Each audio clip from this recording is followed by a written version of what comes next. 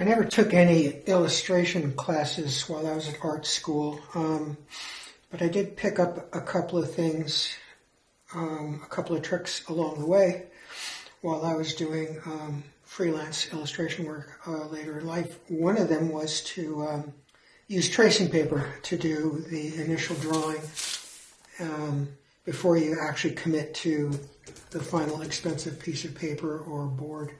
One reason is tracing paper is very easy to cleanly erase.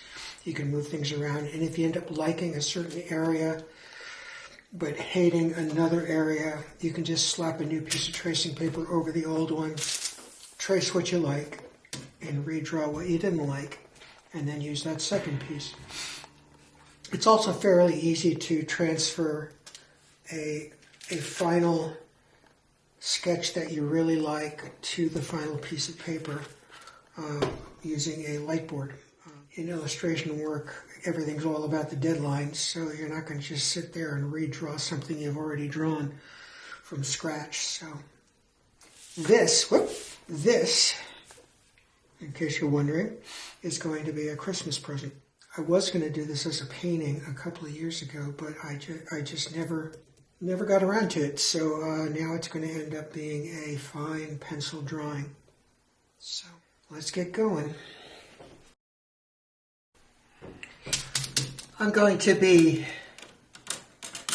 making a frame for this, of course. Why not? I've got the workshop for it. So I can make it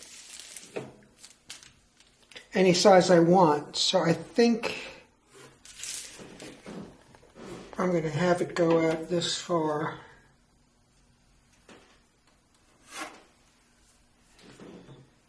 And almost as high.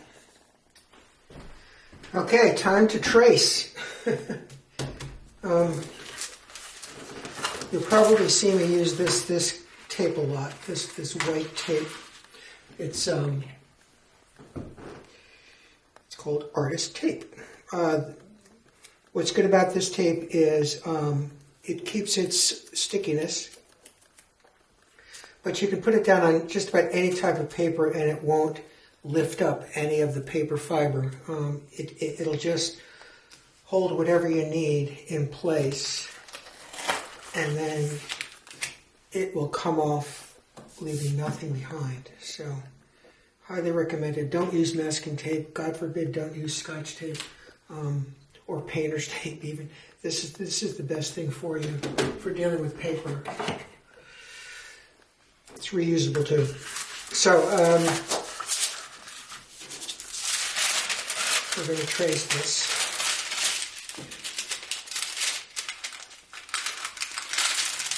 As you can see, it even comes off of tracing paper.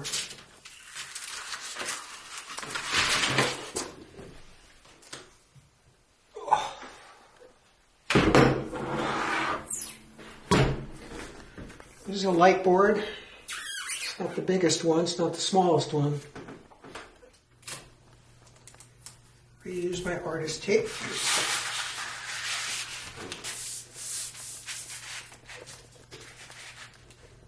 And then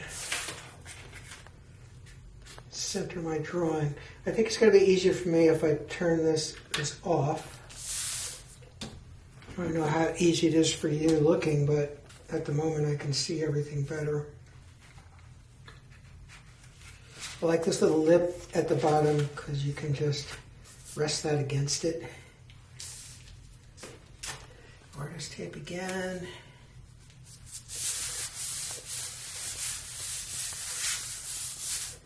And now we can start tracing onto the final paper that I'm going to be using. This is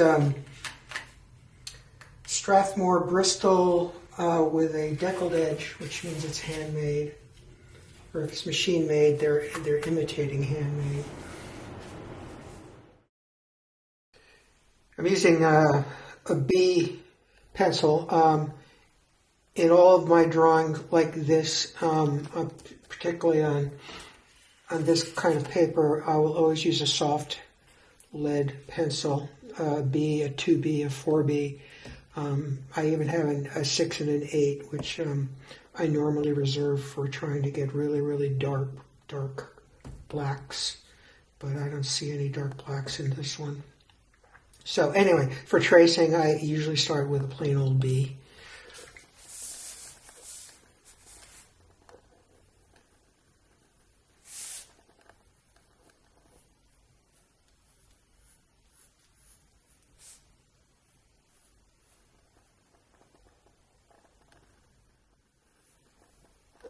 I have to trust my sketch here that I've gotten everything right.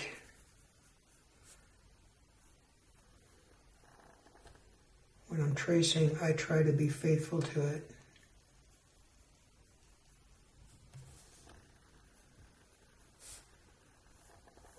His hair goes behind his ear, there.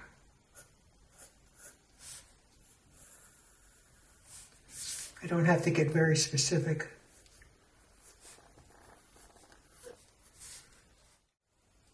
Everybody's ear is unique.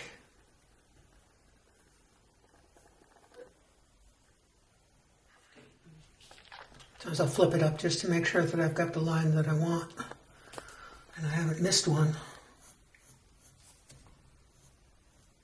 There's a little Max, brand new baby Max.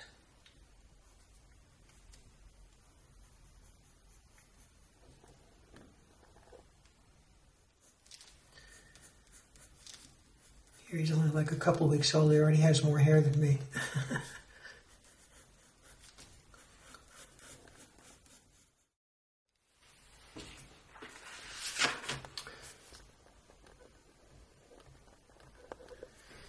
Okay.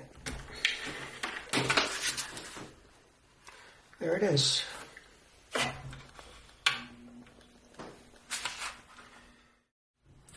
The biggest challenge for me in doing this drawing is I no longer have the original photograph. I searched high and low, even on old hard drives that I have since replaced in old Macintosh time machines.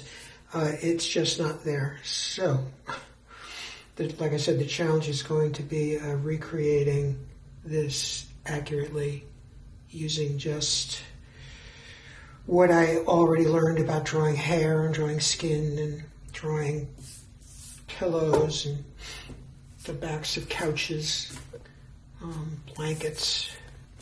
I already know that the hair here is all pulled back to a squishy or whatever they call a scrunchie into a type of ponytail. And I know that's the elbow. There has to be some sort of a thing going on here. Maybe it's down here where the armpit is, or at least where the t-shirt ends and the rest of the t-shirt begins down there. So again, that's the challenge. This is the corner of my studio, my upstairs studio, where I normally do my drawing and my painting. Watercolor painting here, because watercolor, it's much easier to do that almost flat. Oil painting is done over here. But for this thing, for this drawing, I am going to do most of the work in another place. For this one, I'm going to work here in my living room on my coffee table, sitting on my couch. Back in the day, I used to do a lot of illustration work here because I could watch TV while I drew and I could listen to music. Can't do either one of those here now, of course, because, you know, copyrights and all of that. But it's still very comfortable, and it's very conducive to just getting the job done. Well, here are the tools I'm going to be using. I had to scrounge around for some of them. Start with the pencils. This is an HB, which I don't know if I'm going to use. That's a a pencil hardness that's right midway between the H's and the B's. This is a well-used 2B, which I will use a lot. Another HB. I don't know why I have two of those, but there we go. This is a graphite stick, solid graphite all the way through. And this one is a 4B. I'll be using this a lot as well. An 8B, very rare, well used, as you can see. Another B. I think that's the same one I used to draw the sketch. And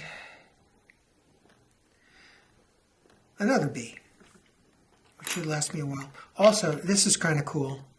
This is a graphite stick with nice edges. I have historically used this to do large areas of blocking in of tone, and I will use this again. And finally, of course, a kneadable eraser. Gotta have, I love these, gotta have a kneadable eraser. I don't use those erasers that create crumbs. Much prefer that. Doesn't leave anything, picks up everything. Also, in college, when I wasn't taking an art studio and I had to take one of those core classes like American History 1 or whatever, I would always have this handy to, behind the desk, secretly make little kneadable eraser animals to keep from being bored to tears. So, those are my tools. Ready to draw.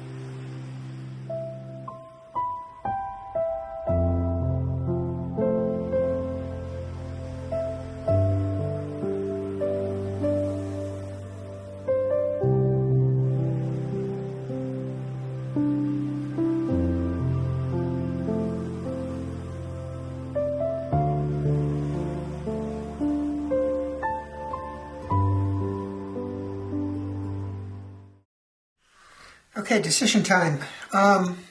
Where's my light source? I think it's going to work out best to have the light source behind the foreground figures and above, up this way. So that's where the light's going to be coming from. That'll put most of this in shadow, most of just behind her shoulder and up around her head. That way, her nose and part of the eye socket, most of Max, and most of this hand. But it'll put light sources on the edge of her skin there, and that part of her hand and Max's head, and of course her profile. This will be in shadow. Maybe this pillow will be catching some light, but this one will be in shadow.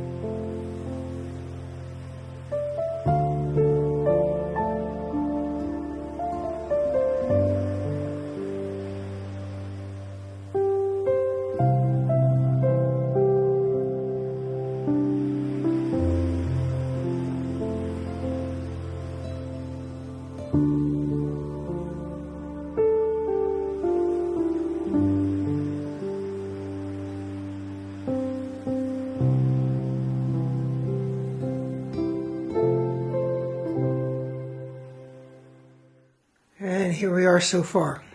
I like to do all my drawings from the background into the foreground.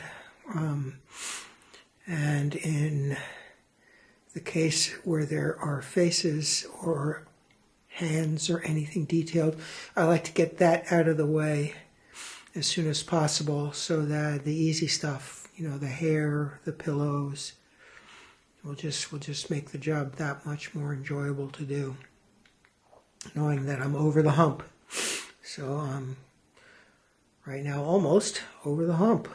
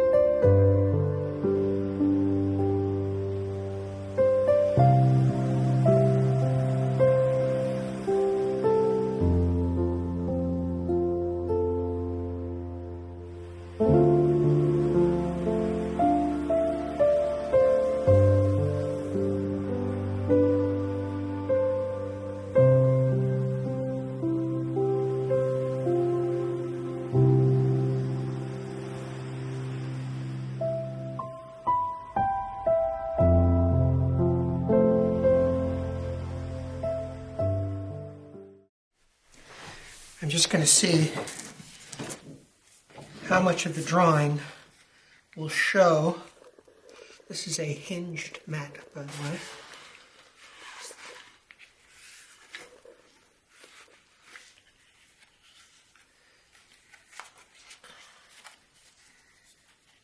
You can really see the creaminess of the paper compared to the pure white of the mat.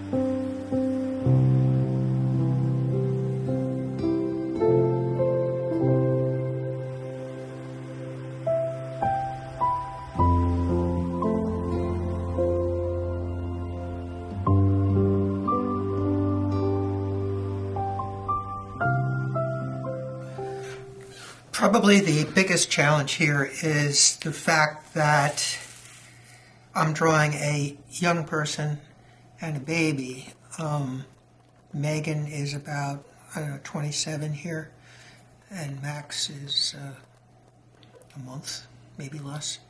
So young faces, especially child faces, really don't have much definition. There's no wrinkles. There's just, it's almost like a blank slate. When you're trying to draw as realistically as possible, you don't want to leave lines outlining things. It should be a tone meeting a tone. Like right here, the background meets Max's head, but there's no line there. There's just that shape touching that shape. Some places there should be a line because of a crease or whatever, but like down here with the hand, this finger overlaps this one, so there's just a shadow meeting it. And the same thing down the way there.